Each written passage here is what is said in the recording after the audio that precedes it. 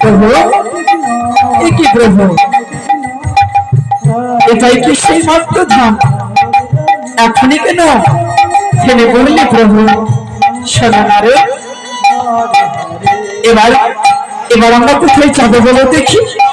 আমি কি করে বলবো প্রভু? আমি তো জানি না, আপনি যে পথে নিয়ে যাবেন আমি সেই পথে যাব। বেশ, তবে চলো। ওই যে দেখা যায় এক রাজ অট্টালিকা, সেই রাজ অট্টালিকার মাঝে আমার ভক্ত রয়েছে। বাবা বাবা, না নারায়ণ, সত্যি বলেছে প্রভু, সত্যিই বলেছে।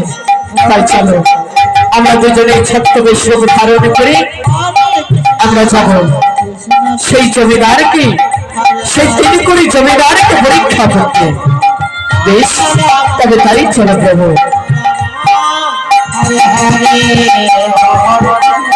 বলেন মহারাজ, আমাকে বলছেন? হ্যাঁ, আমি তোমাকে বলছি। বলে জমিদারে বাবু, শোনো, আজ তোমাকে কি করতে হবে জানো?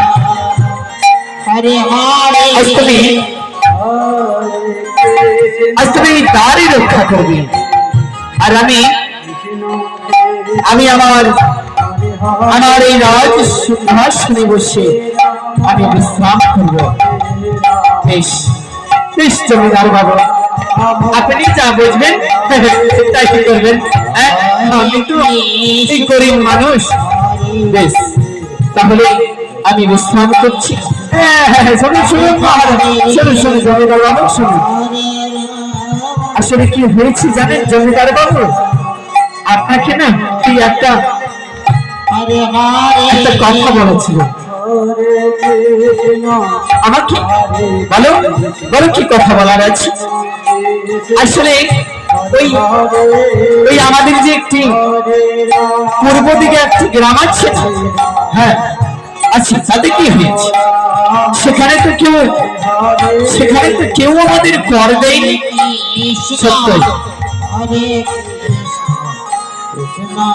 আমাদের তো কেউ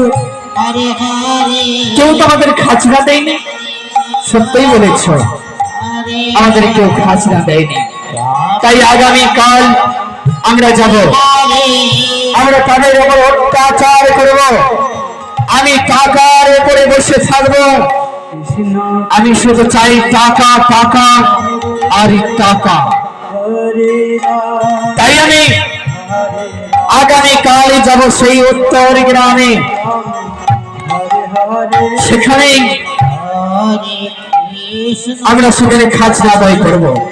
বেশ, আমি তাহলে এখন দ্বার রক্ষা করব। হ্যাঁ, তবে এখন দ্বার রক্ষা করো।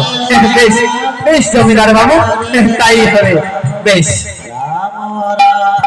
তাই এবার সেই জমিদার বাবু তার নিজ প্রাসাদে থাকলে প্রহরীর সম্মুখে রয়েছে। এদিকে ভগবান নারায়ণ এবং সঙ্গে রয়েছে নারদ।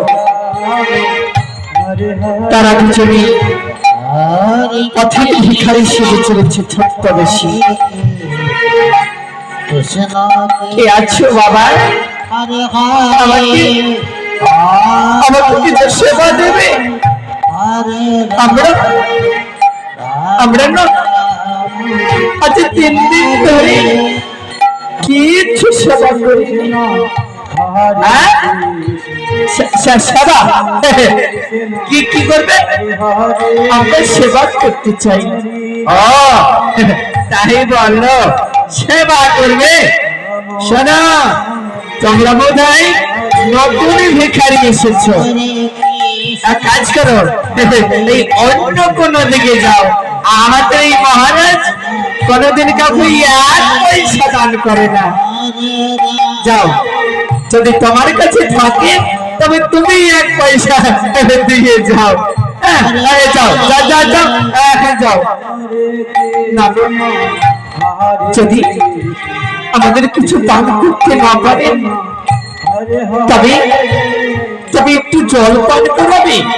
ওরে বাবা রে বাবা, এই ভিখারির কাছে ভিক্ষা চাইছে, ও আমার কি কপাল। এই শোনো, এই তোমরা যাও তো, এই আমাকে বিরক্ত করো না, যাও যাও যাও যাও, আমাকে কিছু সেবা দাও না বাবা। আচ্ছা দাঁড়াও দাঁড়াও দাঁড়াও, এই জমিদার বাবুকে আমি দেখিয়ে দিচ্ছি। জমিদার বাবু, জমিদার বাবু, ওই ওই কিছু পথের ভিক্ষুক এসেছে জানেন,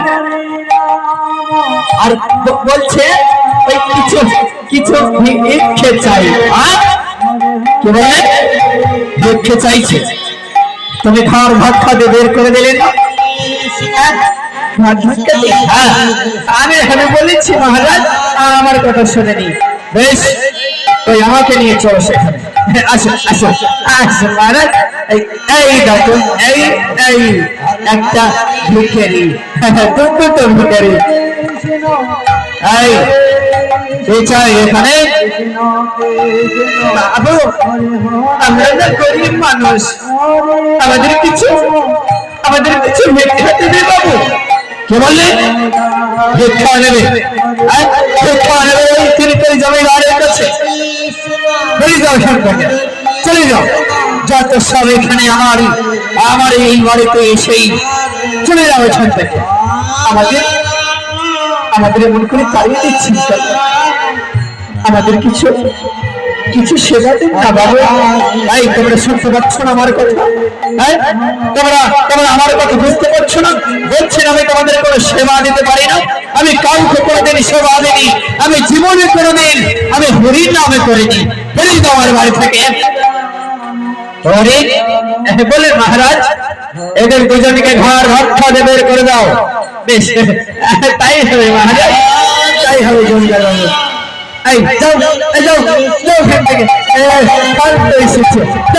আমাদের জমিদার বাবুকে শুধু শুধু বিরক্ত করছে, তাই না? জমিদার বাবু চলুন, আমরা ওই গ্রামে গ্রামে ঘুরে কি বলবো কর আদায় করি। হ্যাঁ চলো চলো।